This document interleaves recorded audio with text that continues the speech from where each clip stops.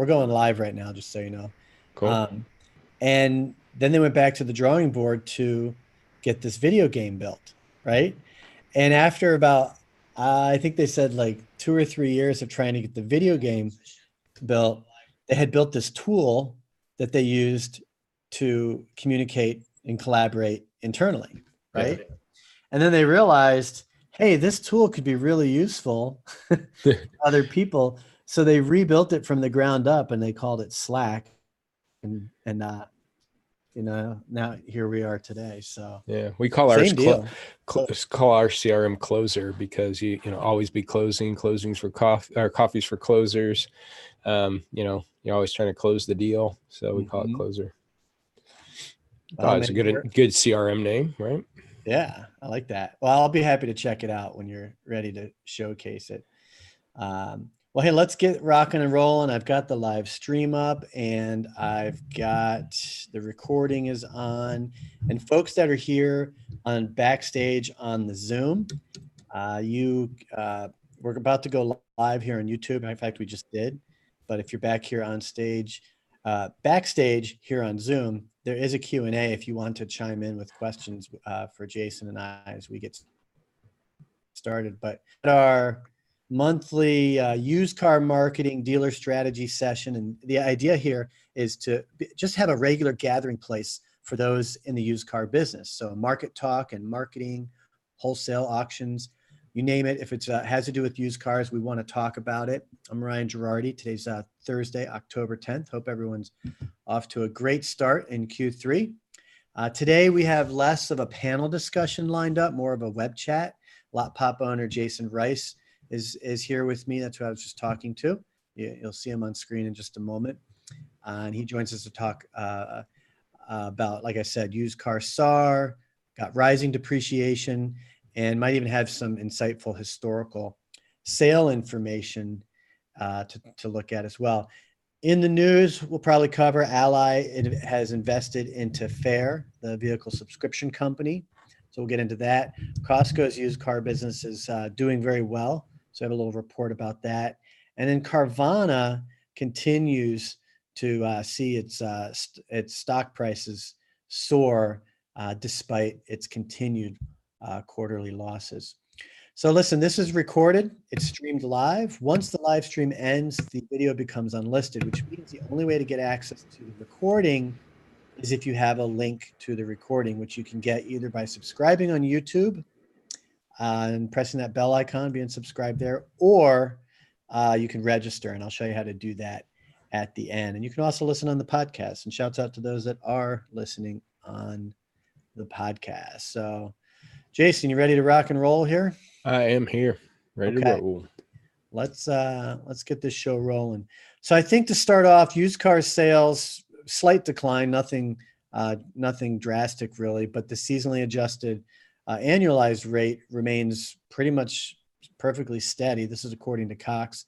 I think less than a 0.1% dip in sales volume in September, compared to an 11.3% slide on the new car side. Pretty drastic there. But overall, SAR for the month puts us at 39.8, which is pretty much flat month over month from this time last year. And from what I understand, they use a metric called used retail SAR, which takes out private party sales. So it only counts franchise and independent dealer sales, not private party. Perfect. And used cars as a whole seems to be really pretty hot this year, especially this for Q3, right? Yeah, I think obviously the economy has a lot to do with it. I think people are still maybe recovering from the economy. It's been what has it been 10 years now almost, but I think people have learned from it, and so they're probably more cautious of going big in debt. So as new car prices rise, new car sales are starting to drop, and people are switching to used, and CPO's taken off because of it. I think it's a good alternative to new. So I just think obviously dealers have been spoiled with new car sales since the recession, and if they're not right in used cars, could be a tough next 5 years or whatever it's going to take for this all to balance back out again. Probably even less than that. I would speculate. I mean, seems to me if you are not if you're not popping on the used car side, you're getting riskier and riskier Oh in this yeah, yeah. business right now. No, and I say 5 years. Profitability. I think if new car sales start dropping, I don't think they're going to drop for 5 years. They'll probably drop for 2, 3 years, and then they'll build back up again. And so, as that builds back up and balances back out, where they're both kind of performing equally. But I think new will continue to drop over the next couple of years, unless, because I mean, shoot, how long's 0% been around? Since 9/11, since the October of 9/11. I remember that because it blew up my phone when I was selling cars off the internet. I was 0% came out. GM did it, and ever since then. So how much lower can you get? And then the incentives have never been higher. So it's going to be a tough turnaround for new, I think, for a while. But OEMs even right now are pushing out incentives. It's like they want to do everything they can to keep sales on the up and up. Um, and right now we're continued rise in depreciation, which I think has some eyebrows raised. And we have, I think, a slightly higher than normal volume of off lease vehicles or coming off lease right now through the end of the year. Yeah. And again, that's the incentives and new car sales when they hit 17 million or so and they hit that peak. That's where all these leases returns are coming in at from the last 2 or 3 years. But it's been talked about for 2 or 3 years now, or at least the last year or so. These lease returns. I know I was talking about it for the last couple of years or last year and stuff, thinking this year the wholesale values would drop and used cars would suffer a bit. But you get guys like you're talking about Carvana and everything where sales are continuing to grow. Used car sales are up across the board.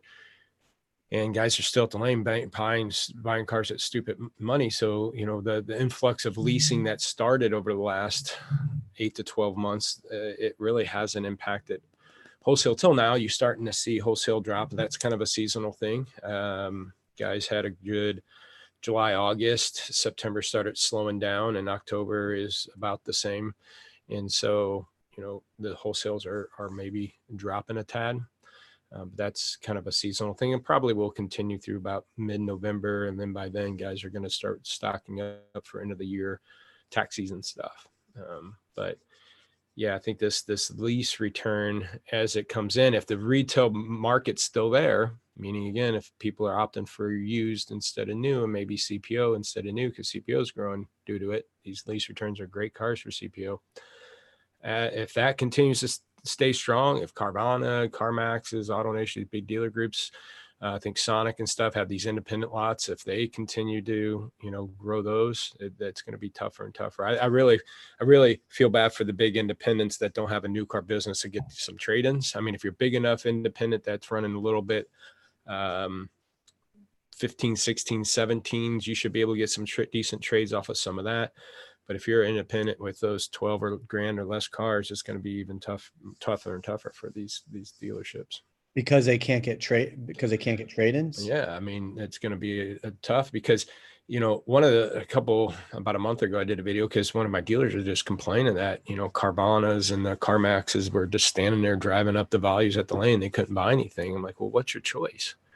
Don't buy nothing and just sit on your hands, or buy something, make something out of it, turn it as fast as possible because you bought it wrong, and do it again because they're not going away. So you're going to have to step up. But, if you're an independent, you don't have new car sales. Some don't have parts or service sales to back it up. All they got is, F&I, because some of them outsource their service depending on how big their dealership is. And it's going to be more challenging to go lane and buy some cars because even dealers now too, I think even some of the better dealers now are keeping these 5, 8, 10 grand cars, 12 grand trucks.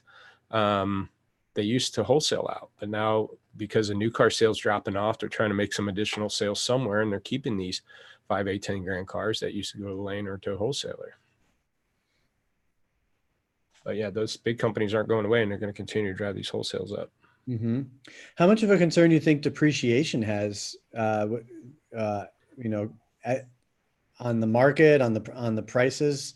Is that something that and we can't control, but it's something to be concerned about? Yeah.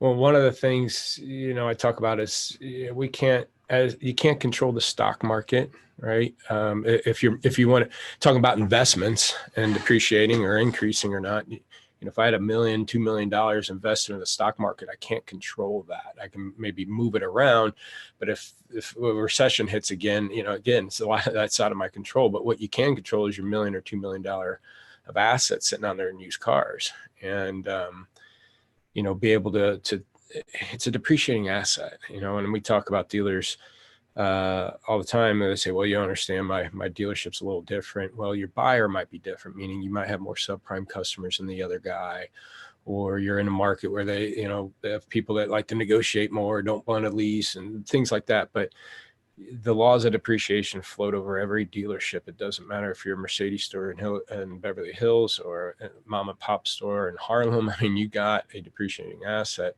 and the sooner you get off it, the better. And the cleaner you are in used car operations and keep that depreciation at a limit, the stronger new car you can be. When new cars are down and you need to start stepping up on trades and discounting new cars more to push more new cars, you can be making it up on, you can put yourself into some bad trades just to get some deals. But if you got an aging problem, it's hard for you to do. So keep it lean and clean, stay on a 60-day policy. And we preach dealers. I talk about the first 30, and that's meaning our best stores are pushing 60 to 70% of their sales in the first 30 days. That's where the money is. That's where the gross is. And if you can do that, you're going to be able to stay on top of that investment dollar and make the most gross potential. But you got to have 60 to 70% of your inventory there to do that. So you can't have 20% age and get away with that. So if you keep pushing that first 30, keep your inventory clean, the stronger you are there, the stronger new car you can be to help make up the sales and grab it from somebody else. While you were talking, Ed Michaels chimed in, just pointing out if prices are going up, it's a matter of supply and demand. Case in point. Hey, Speak, you were sharing something with me about finding historical data, trends in the CRM and how that affects, your profitability. Because as you were explaining, you're looking in the CRM, which doesn't really take into account the age of the inventory, right? And so you end up kind of leaving money on the table. Can you get into that a little bit?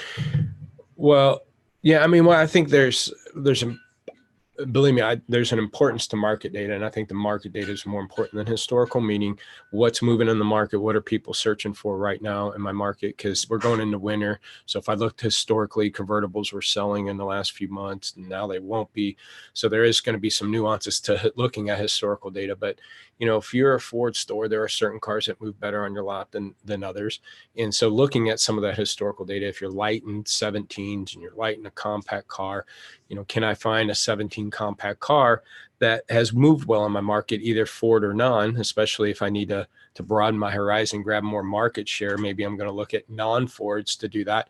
And if I can look at what historically maybe has done well, last 45 days, 60 days, 90 days, however far you want to go back, but grab that year, make, model, trim information and put it into the marketing tool. Like I said, if you have Viato, First Look, Dealers Link, whatever, Inventory Plus, plug that historical data into those to see the market data. And if those things balance out, I think it's a stronger purchase decision than just looking at market. I can just look at market, but if I just talked to a Maserati store, and carrying a Kia at a Maserati store might be risky, because not that you can't sell it, but maybe customers are intimidated to buy a Kia with average credit at a Maserati store. So can I do that as a Maserati store? So there's going to be some nuances. And if you historically been able to do that with Kias, well, then keep buying them and know that you can handle that type of market. Folks, if you came in after we got started, this is Jason Rice from Lot Pop. I'm Ryan Girardi. We're here in our monthly used car marketing panel discussion. Let me just take a quick moment, do a little orientation for folks. So if you're subscribed to autoconverse.com, what will happen is you'll get emails from us as we publish announcements like this. Again, we do this typically on the first Thursday of every month. Sometimes we have to move that. And it's an open forum, right? So sometimes it's, like me and Jason in this case, and sometimes it's 2 or 3 or 4 of us. And We pick a few items to talk about today. Right now we're kind of looking at the used car market, which seems to be holding steady and even really growing strong. Carvana continues to see its stock prices soar. It is rapidly gaining market share. They went from ground zero 2 years ago to now being in the top 10 of 100 used car dealers in the nation. Yet, despite their actual profit losses. Now, Costco's used car business doing pretty well. I think I had let me pull my notes back up here on Costco. So last year, their used cars went up 57% on the used car side to 104. New car sales last year rose 21%. And that's still going up. They're up over 10% so far this year compared to last year. Jason, do you have dealers that are using the Costco program for new and used? I don't dig into that much, but I could tell you, I think it's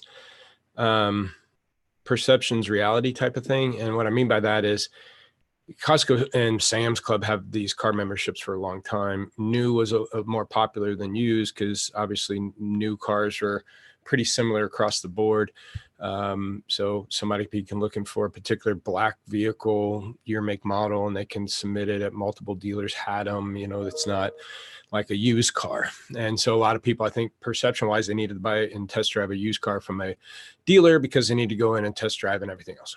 As you can see with Carvana and the way they've taken off, and as people get used to buying other things online and without touch and feeling them, I think the more comfort they get into, maybe doing a program through Costco, because the perception was they used to have to go into dealers and have them following up or contact the dealer. But if I can maybe use Costco to buy this used car, because again, they hear or see or have done buying online on a used car and had comfort with that. Now their perceptions change and say, well, you know what, let's just try it out. And I think that's what's going on with the industry. You could see that why the things like the Carvanas and Vrooms and stuff can take off a bit. And so I think that's where the growth is. It's the same with when Costco and Sam first came out.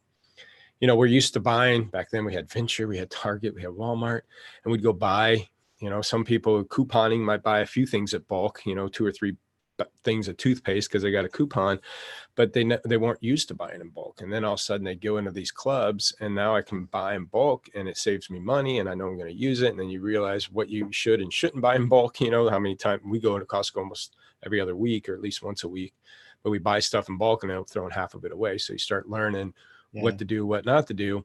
And then you see these car things. Every time I go to Costco, there's 6 cars lined up with dealer signs in them and stuff. And as I got comfortable buying in bulk, and then as I'm getting comfortable buying online and getting comfortable without having to touch, feel, and smell things, that I might look at a used car without having to go through the dealer or go through a service like Costco to get me to the dealer. So I think it's that kind of perception thing that's maybe helping that take off on the used end. I could see that. And another edge that Costco has, I think that is good for consumers, is their select pre-owned program. So if you're a franchise dealer, you can't sell a CPO, but it's a good car. So you could offer your own, this is our own certified used warranty, but it's not really the manufacturer's CPO. Costco has parameters. I think it must have at least 6 months and 6,000 miles left on the original factory warranty. And not to say that's the only criteria, but they can classify it as select pre-owned. And you get that the customer gets that warranty assurance, if you will, through Costco. Yeah, and as more people are buying certified, they see the benefit of it, or as they bought more new cars over the years, they see benefit of having a warranty versus maybe a lot of people used to buy used, but end up buying new. With the economy getting good, new car takes off, or leasing one. I know I did, here I am in a car business. And a lot of times I didn't buy a warranty because I worked at a car dealership and I can just get maybe a discounted service. But as my kids start driving, or as I got out of the car business and start working on the vendor end, I went ahead and bought a warranty, and then I saw all of a sudden I see the benefit of it. And so now I see the benefit of having a CPO or a warranty. And yeah, to have somebody like Costco backing it up, you know, would be more appealing than just buying it independently anyways. And I would say cars today are becoming more like computers, very sophisticated. It's not like the days of old where you just kind of get under the hood and do stuff yourself. So the warranties and the extended warranties, I think, have become more necessary, mainly because you can't do half the stuff yourself. Yeah. True. So, folks, if you have any input, you know, like I said, if you go to that article, I shared the link to it. I'll share it here on the web chat too. There's a comment section in there. And I just want to encourage you that, you know, leading up to the webcasts and even afterwards, you're always welcome to post comments and so we can bring things up on these discussions. And this is recorded. We feature it on the AutoConverse podcast. Usually within a week, we have it featured on to the podcast. So this I thought was cool. Oh, by the way, we just saw each other 2 days ago out in Vegas, driving sales executive summit. And I know we didn't get to talk a whole lot, but you had a breakout session there, right?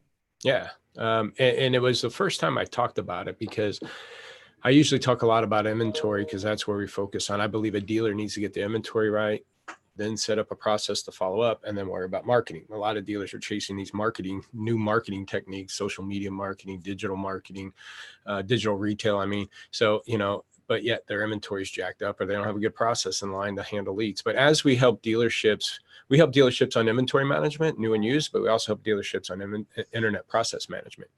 And because of my background from 97 to 05, I ran an internet department, sold cars through the internet. I got a really good guy on my team to help dealers. But as we started combining inventory and internet and those lead management and looking at the data, we realized the CRMs don't even talk about cars. For example, as we got dealers better with used car marketing, their used car closing percentage dropped off. And it kind of threw me for a loop. I'm like, I would have thought their used car closing percentage would have increased.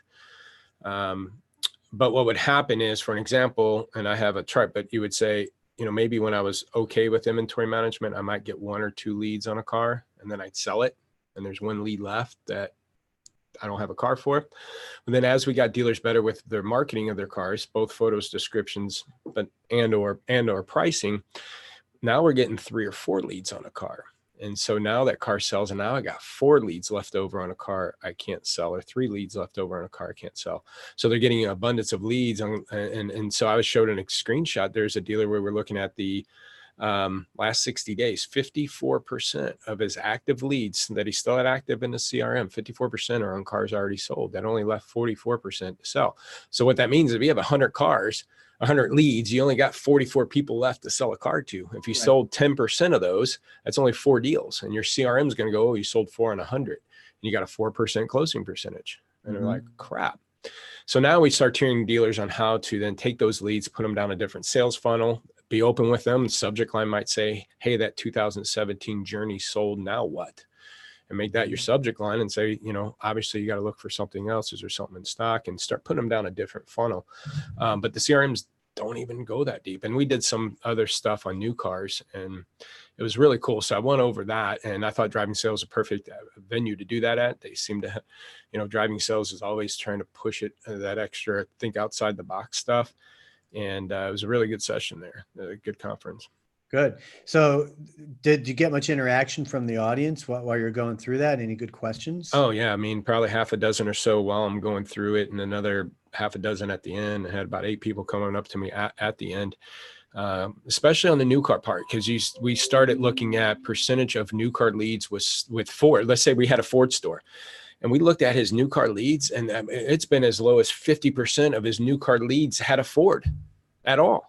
So what we're seeing is the Contacts Us, the credit apps, and the trade-in forms are coming in as new. You have to eliminate those out. We're looking at, he's a Kelley Blue Book trade-in dealership. So people are trying to get a trade-in value and wanted to buy a new 2019 Honda Accord. Well, that's coming in as a new car at a Ford store. And that's throwing off your closing percentage. But as we increase the amount of leads And then we start looking at how many of those Ford leads actually had stock numbers. And in some months it's as low as 14%. Some months it's as high as 50%. And as I had more leads with stock numbers, guess what? My closing percentage went up. People were picking out cars in my stock, not just building up on Ford Direct. But when I went from a 50% leads with stock numbers down to a 20% leads with stock numbers, my closing percentage dropped. And we want to yell at our crew saying, you guys aren't doing enough calls. You guys aren't doing enough emails. What are you guys doing? When their closing percentage dropped off, but it had a lot to do with the inventory. And then we start breaking it down by models, and we say F-150s, Focuses, and Fusions, and say, hey, here's the cars that have, here's the models that have a high closing percentage. And oh, by the way, they happen to have a high leads with stock numbers. And here's the cars with low closing percentage. Well, they had a low percentage of stock numbers. So is that an inventory problem? If my Ford leads are lower closing percentage, do I have the wrong color? Maybe I got the reds and the browns and we're out of blacks and silvers. Or maybe my pricing went up and that caused it. But if that wasn't the case, maybe it's a marketing problem. Maybe I need to throw SEM money toward my F-150s, get people off of Google and off of Ford Direct onto my inventory and submitting leads. And as you do that, things increase. So a lot of it didn't have to do with personnel or lead provider as much as it does the inventory, but the CRMs don't cover that. So we're just scratching the surface on them. And that's why I kind of warned them and said, hey, I have limited data on this. We've got about, half a dozen dealers that we've been looking at this at. I don't have thousands and hundreds and everything else, but you definitely got to start talking to your CRMs to demand this information, because it totally, to me, closing percentage is irrelevant now when you start breaking down as far as the performance of a manager or a performance of a provider. It's almost a lot of times irrelevant because it could be a whole inventory issue, but you don't see it in your CRMs. And the goal isn't to lower or to improve the percentage or the ratio. The goal is to get people in a car that they want. That the metric is used as a obviously as a benchmark. But isn't it fair to say that most consumers, while yes, you can run into picky shoppers that want very specific criteria, I think if you're willing to have a one-on-one conversation with them and assure them you're going to help them get what they want, they're probably going to talk with you and give you that opportunity. Yeah.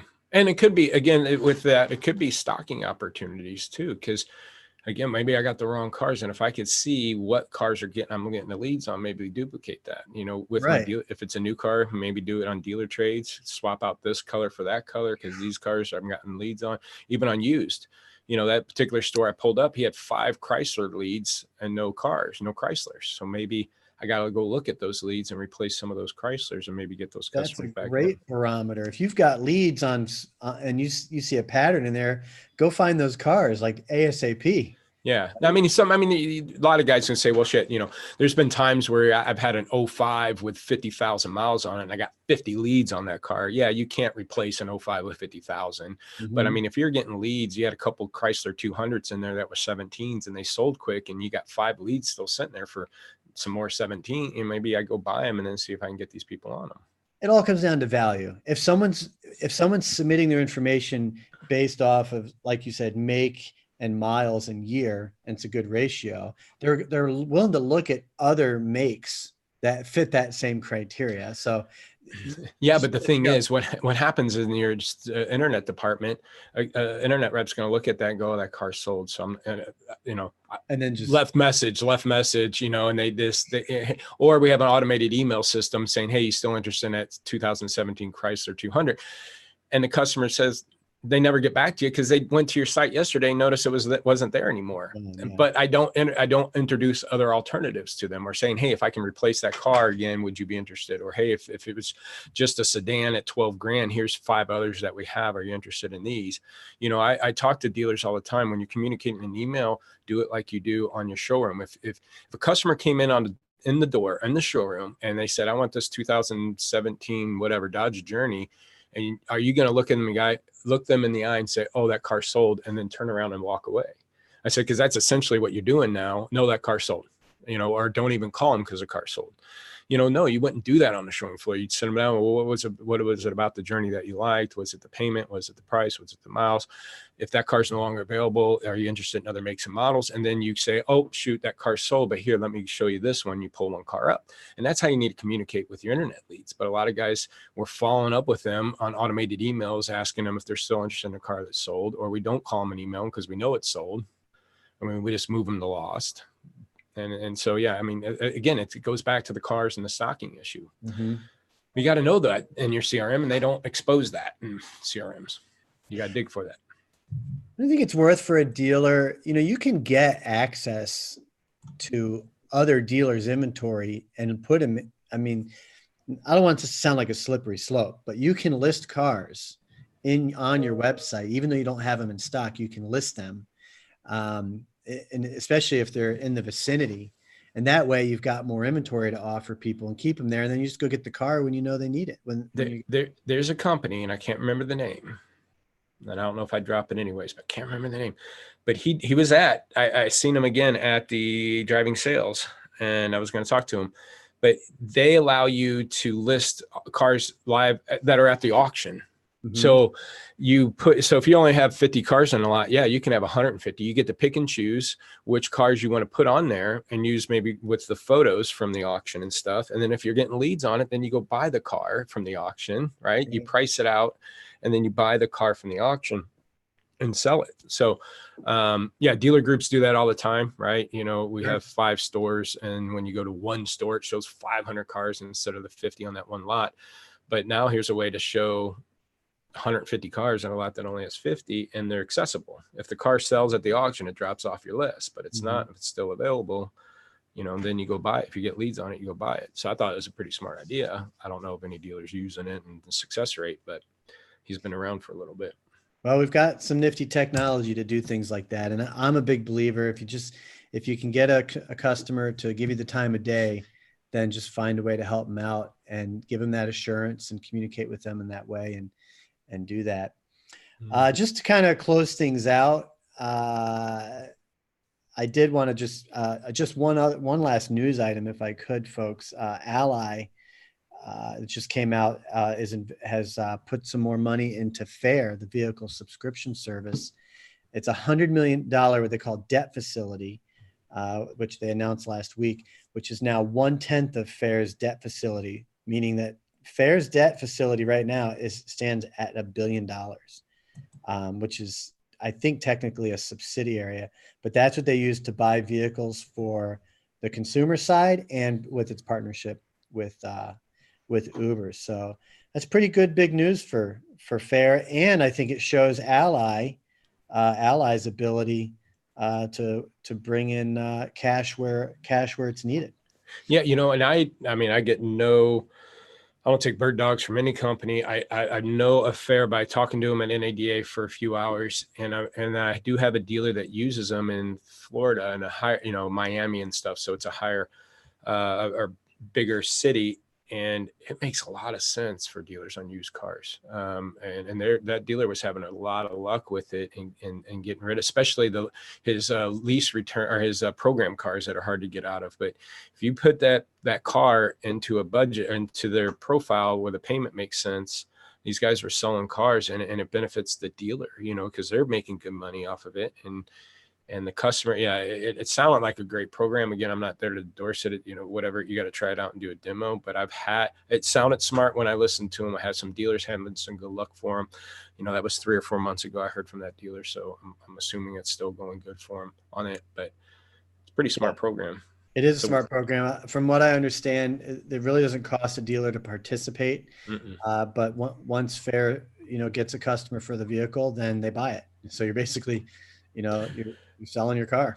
And I would say the biggest thing then, if you're doing the delivery on a car that's going through FAIR, is to get the customer into your service drive, because that's where you're going to also make that money. Because obviously they're probably buying it local, but get them into your service drive, show them how to make appointments, introduce them to your service riders, because that's the other aspect. Because once you get them, because then maybe they get the next car from you, because they're going to go back into FAIR and find another car at that value, and maybe it's not yours, but if they like doing business with you, that kind of thing. So get them in your service department and keep them coming back. That's a really good point. No guarantee they're going to be with FAIR for the rest of their lives.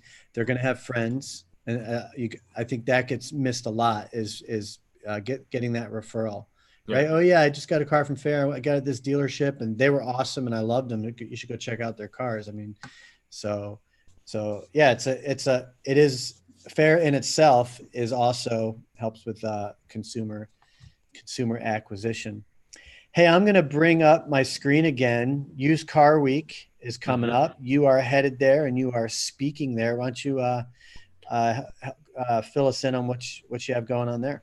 Going to be talking about I've been there probably 6 years in a row. To me, it's one of the best, I would say, if anybody, used car manager, managing inventory, best conference out there. Obviously, it's used car week. It doesn't just dabble in some used car sessions. That's all it's about. But I'm going there to talk about the first 30, and again, the importance of the first 30. And what's cool, good and bad as a presenter, because I could talk forever. As you can see, we only get a 30-minute slot. So as a dealer, and people have short attention spans, it's good little workshops, quick, fast, and get good information. But I'm going to talk about the first 30. The best performing stores across the country sell 60 to 70% of their sales in the first 30 days. I give out wristbands for dealers. Anybody wants a wristband that says first 30 to keep your team motivated. Because if you can get 60 to 70% of your sales in the first 30 days, you're going to increase your gross. We all know the money's made on the fresh stuff. But in order to do that, you have to have 60 to 70% of your inventory fresh. Can't have any age stuff like I was talking about. So I'm going to be digging into the first 30 there, handing out some wristbands. But again, it's a really good session there. I'm going to be there it's a whole week, but I'm going to be there the first 3 days. I also have passes. If anybody, any dealer manager wants to attend this, I think it's $1,000 just to get to the first 3 slots. I have passes to get you into that for free. So you just got to get there. And again, it comes over recovery. We're talking about claims and recovery there. You got things about trades, you got things about wholesale and financing and buy here, pay here. And just all of it is totally surrounded with a good batch of speakers and panelists there. Haven't run into you yet. I'm going through the agenda here, but it's several days. I've only gone through day one. If you go to speakers, or maybe I think. What day are you speaking? I think it's the 12th. Okay. And just in case anyone missed that, folks, if Jason has passes, he can get you there. So reach out to Jason directly. Facebook Messenger, LinkedIn, get in touch with Jason. Jason with an E-N, not an O-N. Oh, yeah. I think there's an O-N floating around in there, Jason Rice, that I think was created years ago for there I am, 10 o'clock. Yeah, importance of first 30. There you go. Well, cool, man. That should be good. Folks, I think we're going to go ahead and call this a wrap. Like I mentioned, we do this about once a month, usually on the first Thursday of the month. And it's streamed live and recorded and featured on the AutoConverse podcast. But if you get yourself registered, then you can join us here on the Zoom. It's just a Zoom webinar. If you want to be on the panel, get in touch with me ASAP. I really need to put these together a little bit farther out ahead than I normally do. And the whole purpose here is just to have a regular place that those in the used car business can go and network, collaborate, and be great at what we do. So Jason, thanks for getting back up here today. I appreciate it. Hey, no problem. Thanks for having me. And folks, I'm Ryan Girardi. I'm going to go ahead and take us offline and let me know any questions if we can be of assistance in any way. And we'll hope to see you next time around. Have a good one, everyone.